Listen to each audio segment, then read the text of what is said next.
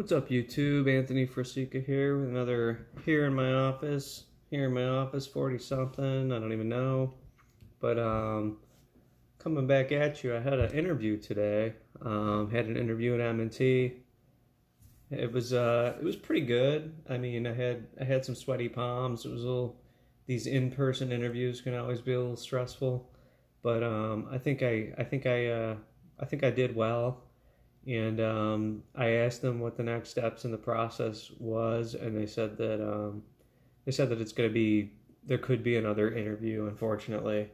Um, but otherwise, this compliance testing manager job, you got 4 direct reports. It sounds pretty good. So um, I'm looking forward to possibly getting a third interview from them or an offer, whatever they see fit. But another thing that happened, and I thought was interesting, was right after that interview, I got a call from they call it Northwestern Mutual, and that's for a financial advisor role. And now this would be a career move, career change, but still in financial services and still something that would leverage my finance MBA and my finance bachelor's degree.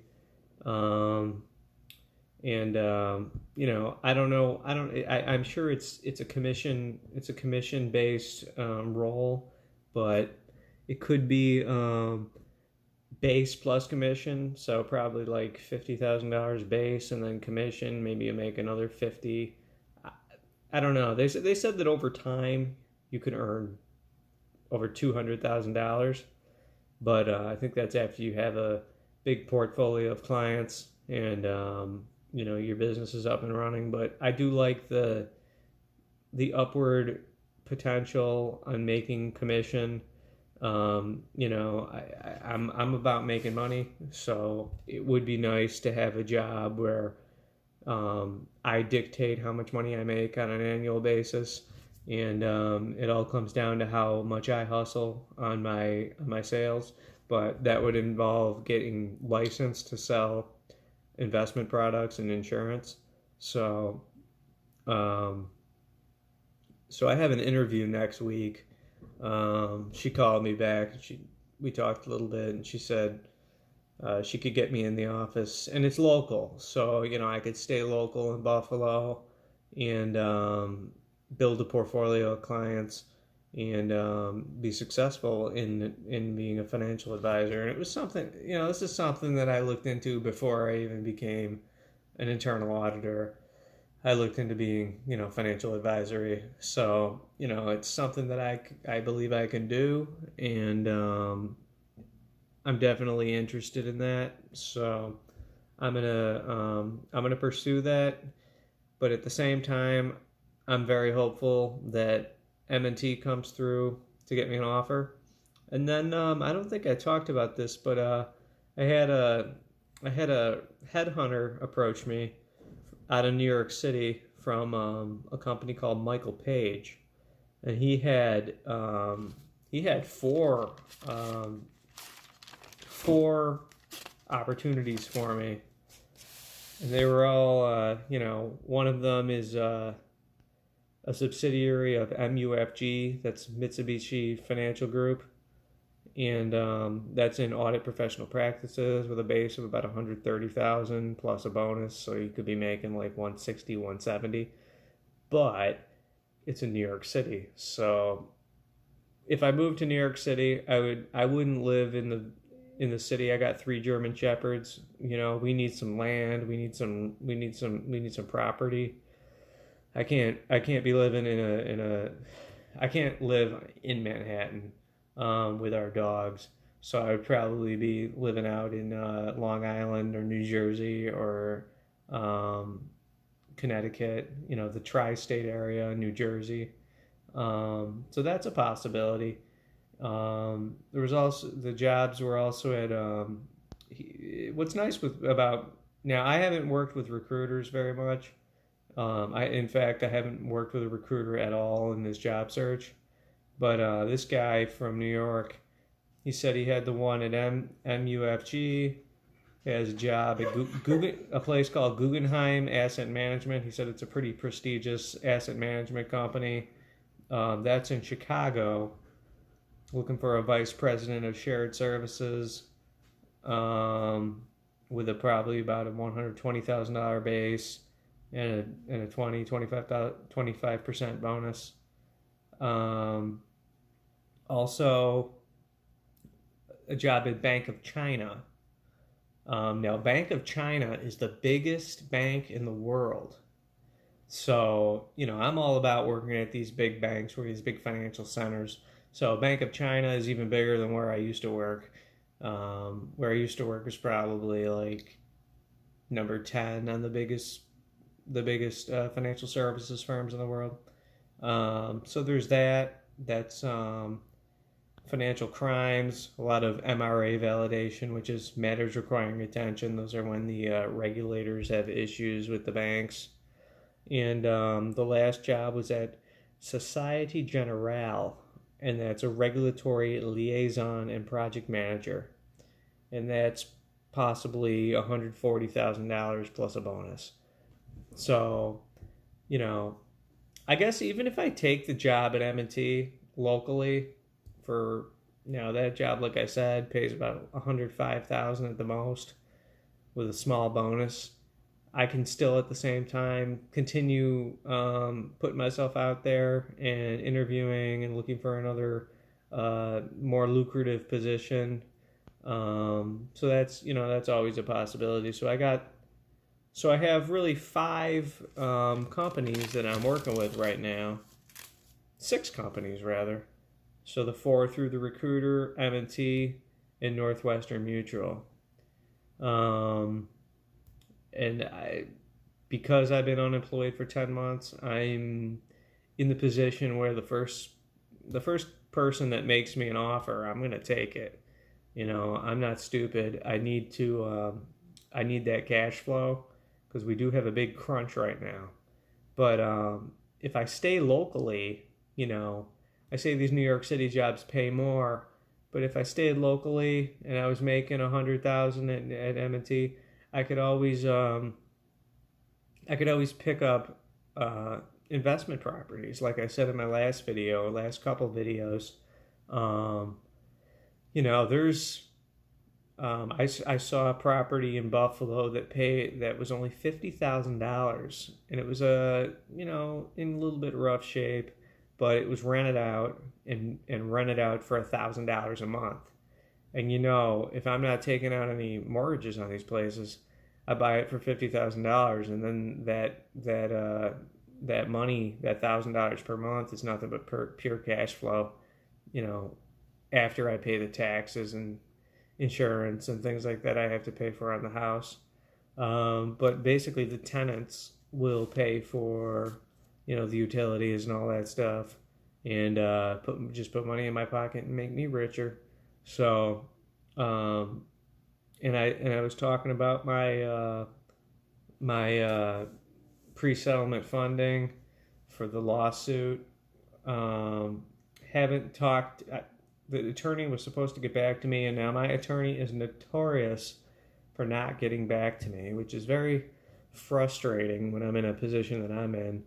And I'm looking for this pre-settlement loan before we settle on the lawsuit, and I'm not getting the level of involvement I need from my attorney. But I'll follow up with him. I'll be calling him on Monday. I'm gonna say, hey, guy, you were supposed to talk to me on Friday. What the hell gives? So hopefully we'll get the complaint. I think they called it that, the complaint letter, and then that's going to go to that's who's it going to go to? I don't even know. The complaint. It's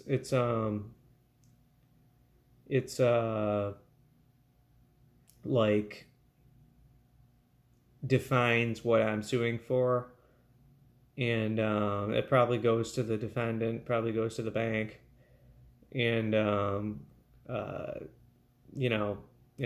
an attorney. I'm talking on my ass right now. I don't know, But all I know is there are certain documents that the pre-settlement funding company wants, and that's what we're doing.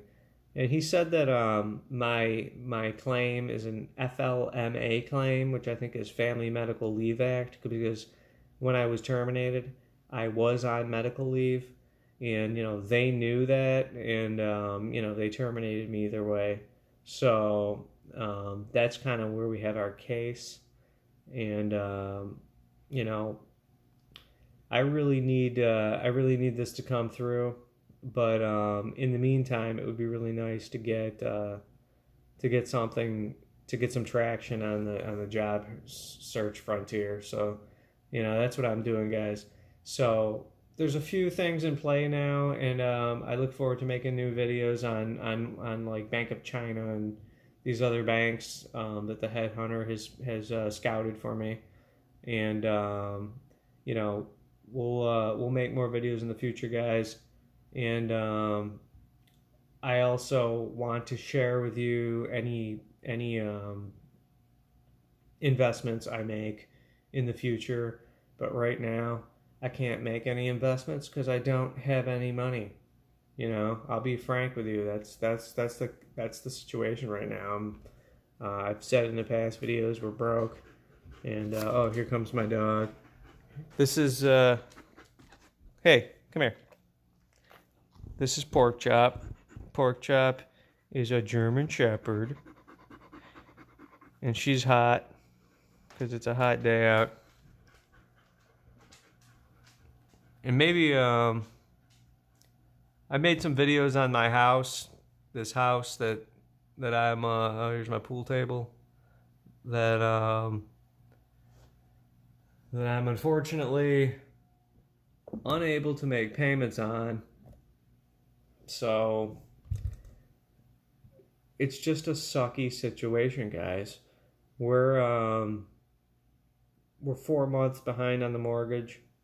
That's what I said it right. We're 4 months behind on the mortgage, and it adds up. It's a pretty big mortgage, and that's what the pre-settlement funding is for. That comes through, I could pay off what I owe on the mortgage and get current and make payments and pay my bills, guys, because it's just a rough time. So, the bank that terminated me, they really put me in a tough spot, guys. They really did. I knew it from the second that they told me that this was, that I was terminated. I looked around the house and I said, how am I going to pay for this place? It's just bad timing, It would have been nice if I was in a place that it was paid for and that happened, and it wouldn't be that big of a deal. But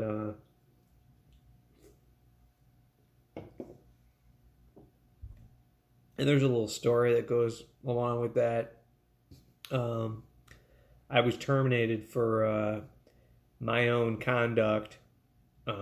If you watch some of my other videos, I do have I have bipolar 1 disorder, and I behaved in such a way that broke some of the policies at work, and I cussed out some people, and they saw that conduct, and they basically let me go. So, it's just a sucky situation. So. But that was that was last year. That was a year ago. So since then, I've just been, looking for jobs and trying to apply myself. And, as you can see, I'm casting my net a little farther now, looking for things like financial advisor, and doing some things that are not exactly in the internal audit space, but I'm still looking at audit jobs. My main focus still is looking to be a senior audit manager or working in compliance or something like that, in a risk management role. So that's still on the forefront. but at the same time, part of me feels like maybe it's time to make a career change and get into something different. But the thing that excites me the most is real estate, because I've made a lot of money on the houses that I've sold over the years. The last house I sold, uh, I stayed there for 5 years, and I had a $50,000 appreciation on the house, and stuck that in my pocket. So if I can do something like that, it's not just rentals. I can also, flip homes. If I could put together a crew that could update houses and get them up to snuff and ready for sale, that's something that I'm interested in as well. So, but I think right now, I've told my wife, I said we're doing Instacart. It's like a grocery delivery service, and make a little bit of money delivering groceries. And it's a far cry from what I'm used to making, but when it comes to paying bills and just having money day to day, it's something that we can do. So while I'm looking for jobs and furthering my career and getting back on the horse, I'm also doing Instacart, and we have a dog sitting business. My wife has about 10 clients, 15 clients, and she does. She's away right now. She actually house sits at houses when homeowners are away to watch their dogs, and brings dogs in the house at times to dog sit, or does check-ins and just checks in on a house when a person's away, and feeds the dog, and lets them out, lets them go to the bathroom. And I go with her, when she goes out. She's got clients, all over the Western New York area, and I tag along and help her out a little bit. But it's no way to it's not paying the bills, but it's a little bit of money. So guys, I would say right now we are in the trough. I mean, this is, the money's all been depleted. The credit cards have all been maxed out. And the only hope I have, aside of the settlement, is the pre-settlement funding. But I remain hopeful that once we do settle, we're going to have a windfall of money. It's going to replenish my retirement savings, because I don't have one anymore. I used to have a couple $100,000 socked away, and that went away. I spent through it, basically to pay this mortgage. And it just really sucks, guys. So I'm hanging in there. I'll be okay. I'm healthy. I don't have cancer. It could be worse. There could be worse things to happen to a person, and this is just life. It's just part of life. So stay tuned, guys. The channel's not going away. I'm picking up, we're coming up on 100 subscribers, and I appreciate everybody that subscribes and comments and finds this content interesting. But my goal is to transition this channel into something more focused on real estate investing and just investing in general, and money management and things like that. If I become a financial advisor, it's, right up my alley. I'll be, working on other people's financial plans, and, it would be pretty interesting. So look forward to that stuff, guys. So enough about that. I'll probably make another video. I don't know. Today's Friday. Nothing's going to happen over the weekend. I'll probably make a video. I'll make a video sometime next week to let you guys know what happened, if I had any interaction with the companies that the headhunter has scouted for me, Bank of China or Guggenheim or any of those companies, MUFG, and hopefully, I would have talked to my attorney by then and see if I can get the pre-settlement funding done, and hopefully the complaint letter is enough to get the funds for pre-settlement funding, because they had a list of things they wanted, and my attorney said we don't have everything, we're not at that point yet, which is pretty fucking stupid because it's already been 10 months, but these lawsuits take forever. So, we'll see. If I can't get the pre-settlement funding now, I'll get it later, and we'll just suffer until then, I guess. So, hope you guys are doing better than me. And, if you like this video, consider subscribing. Smash that like button, as they say here on YouTube. And we'll look forward to talking to you soon. Thanks, guys.